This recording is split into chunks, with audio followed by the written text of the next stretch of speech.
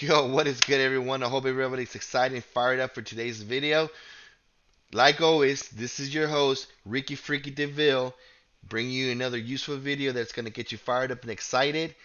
You read the title, you know where you're getting into, so let's get started. Clap your hands.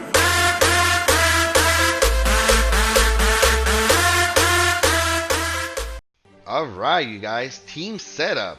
Hoorah! So, why am I going to talk about team setup today? Basically, anybody who joined Last Survivor, who downloaded the game, I want you guys to understand one thing. A lot of people reach out to me or want to know, or reach out to my friends and so on and so on. Who's the best character? Who should I work on? Who's the highest tier? You know, here's the thing. I'm going to be really honest with you guys, and I'm going to be about 100% honest. Everybody in Harbingers as of right now, which is basically October of 2019, has value as much as an S character, except one. And that one I won't say because then you guys won't work on them.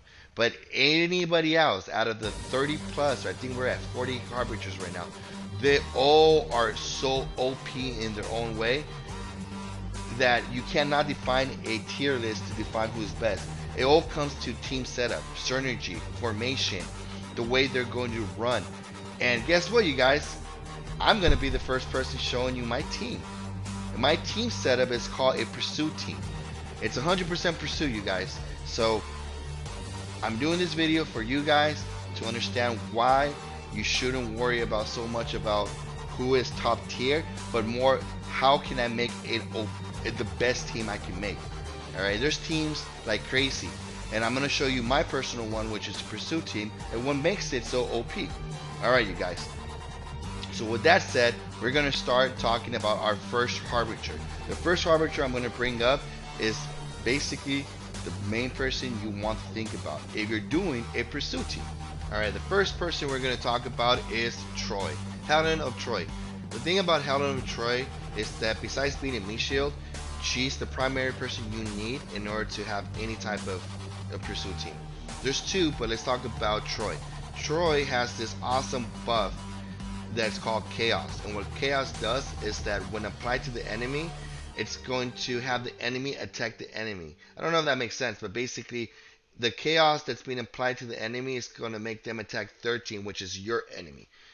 I don't know about you guys, but that feels that's pretty awesome. That feels good. Alright, so let's say, for example, very quickly, if the enemy has 1 million power, they're going to hit their team with that 1 million power. That's flawless, man. They're basically doing your job for you, and it feels so good. The bad thing about it, though, about Helen, is that she has to make you have to make sure her power overrules the enemy. So, for example, the picture you're looking right now says that Helen has 142,000 power.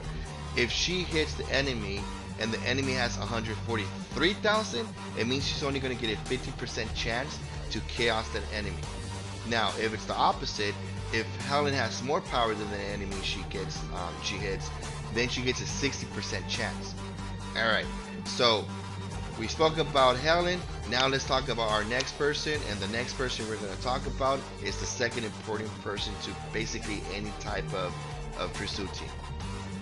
That other person is called Paris. Oh, that mighty Paris. So what's so unique about Paris? Well, I can tell you one thing.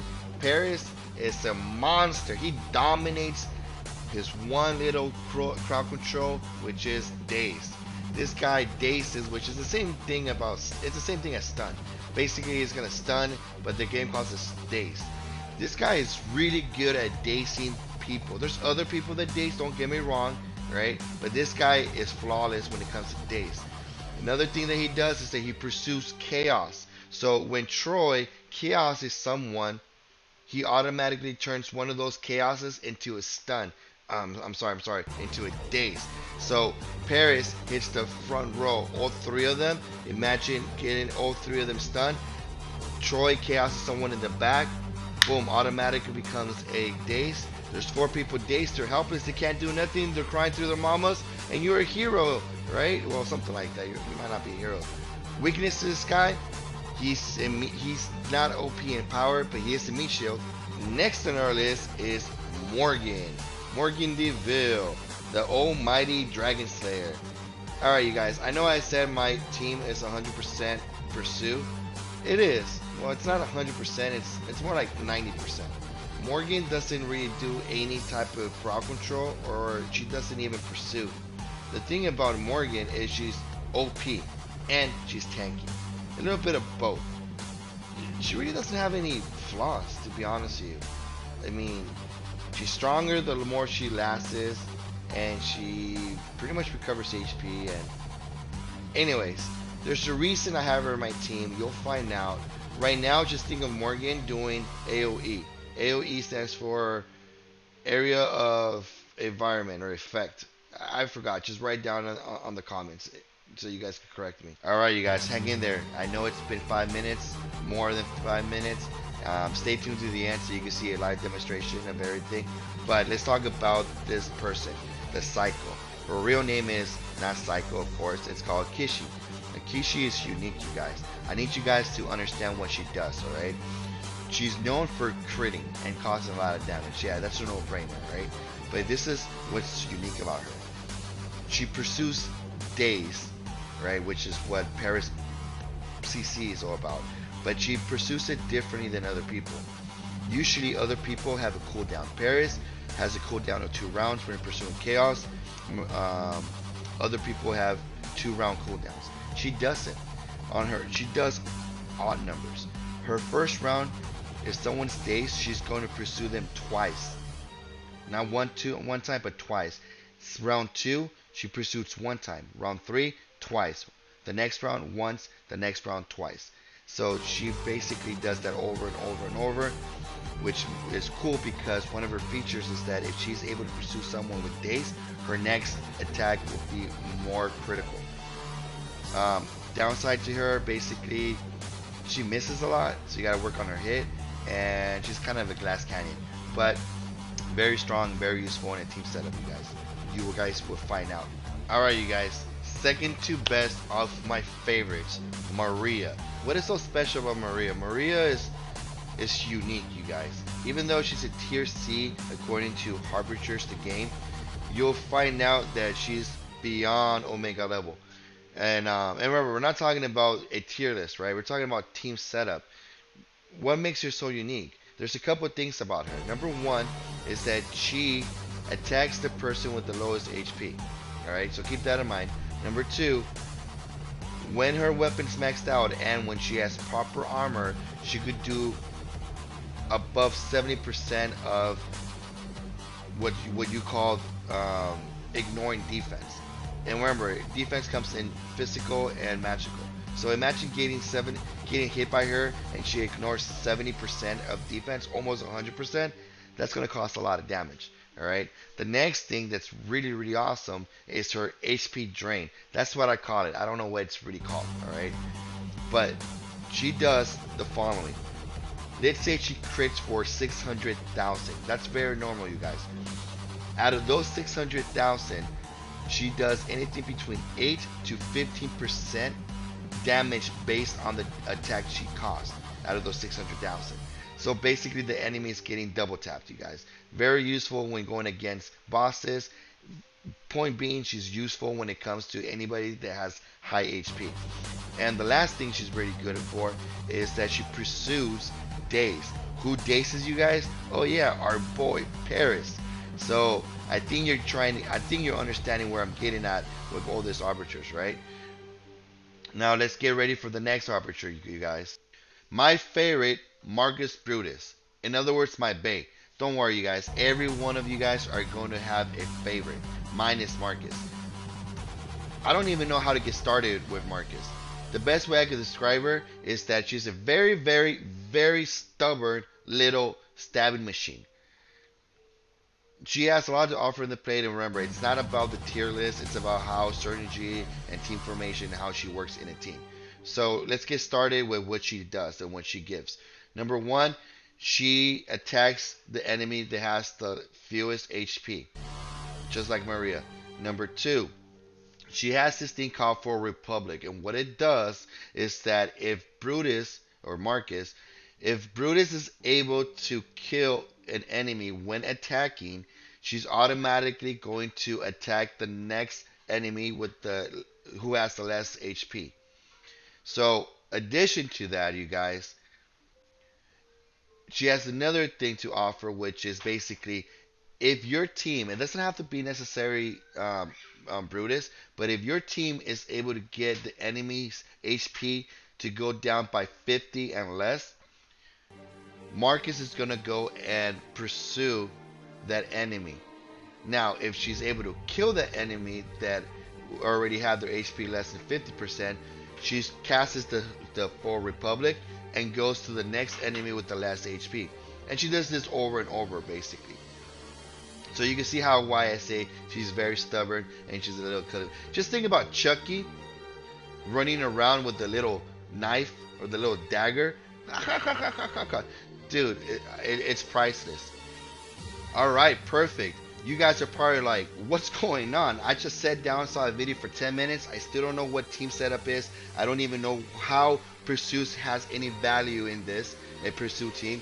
It's cool. I'm going to tell you very quickly, alright? Number one, the idea behind a Pursuit team is to make sure that all your characters in your team hits the enemies from 1 to 3 times before they even start their regular attack. Alright? So, keep that in mind. Your characters are going to hit everybody in the enemies, depending on where they're hitting, right? 1 to 3 times, depending on who your Harbinger is, without starting their first move. All that's going to be in round 1. So basically, you're going to see your characters going and hitting, and then your regular round ends. This is going to cause a lot of damage to the enemy. It gives you the upper hand. It's all good. Now, what is team setup? Team setup is very important, guys. Team setup has to do with formation, has to do with strategy. What is strategy, you guys? Strategy is basically, who's going to go first? Oh, well, that's speed. What is speed? Well, the more speed your character has, that makes it go where that person's going to go first, second, third, or fourth. How do I get that? Well, you increase the speed. There's a lot of stuff behind it. So with that said, you guys, let's get started with the video. I'm going to slow it down for you guys. I'm going to talk through it, baby steps. Remember, the video I shot was about like a week ago. It's not perfect, but let's make it work. All right, so let's get started with this. Remember all the stuff we spoke prior until we got to this video.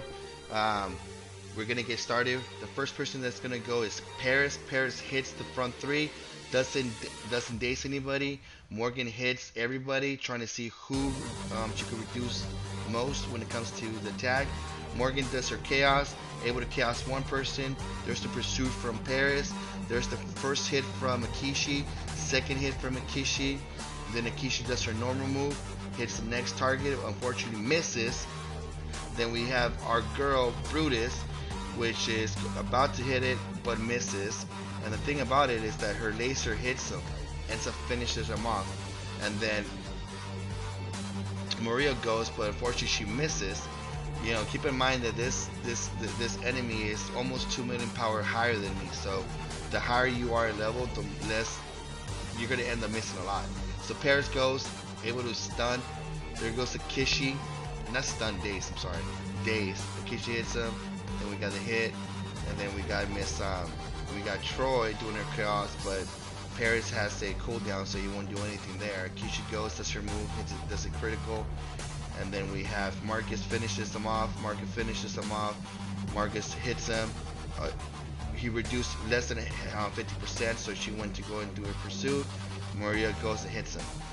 Now we're gonna have everybody do their action skills. Basically, we got Morgan. Morgan goes and she hits the enemy. We have the chaos, but there's no chaos. Akishi goes, does her little move right there. Then we have Marcus, hits him, boom. Then we have the laser. Maria goes and finishes it off. Bye bye, homie. And that's how it looks like. It's not a perfect video, obviously, right? But hey, it kind of worked out. You got to see how it is. Alright, you guys, that's pretty much it. You guys are true gangsters, true warriors. You guys were on this video for about 15 minutes. You guys saw everything. I hope it brought value to you guys, and understand now that it's not so much about what the top tier Harbinger is, but how you can use the Harbingers to make a tier beyond Omega level. Just like there's a one team setup for Pursuit, which you just saw right now, there's other ones. There's a kill over time team setup, there's a meat shield team setup, there's a back row killer team setup, and so on and so on. I am going to do more of this video, so make sure to subscribe so you can see it. Make sure to give your love and go ahead and click like. With that, you guys, all I can say is I'll see you soon.